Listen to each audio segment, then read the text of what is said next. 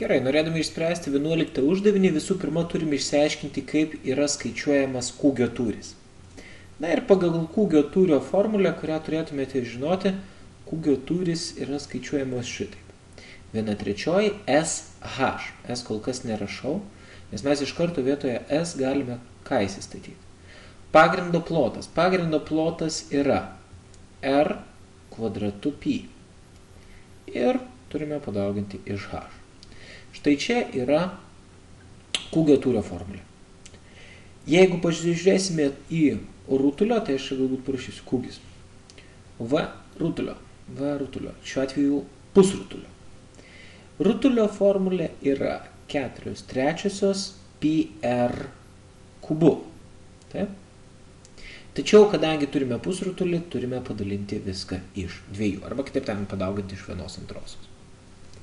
Jeigu norime palyginti, o mums reikia pasakyti, koks turi būti H, kiek kartų tas H turi būti ilgesnis už pusrutulio spindulį. Kitaip tariant, mūsų tikslas yra palyginti H ir R.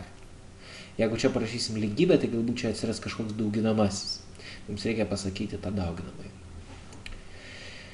Taip, galim pamėginti sulyginti, nes žinom, jog siekiamybė yra šitų tūrių lygybė ir mes gaunam štai tokią lygybę. 1/3 R kvadratu pi H lygu 4/3, aš tą 1/2 truputėlį į priekį nešiu, kad būtų patogiau, pi R kubu.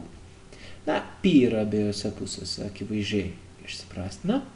Čia mes matome 2 ir 4, štai čia lieka dvejetas. 1/3 taip pat yra kiekvienoje pusėje taip, kad ją irgi galima suprastinti. Ir mes turim R kvadratu H, o čia 2R kubu. Kadangi čia yra R kubu, jeigu aš padalinsiu viską iš R kvadrato, čia liks tik tais R.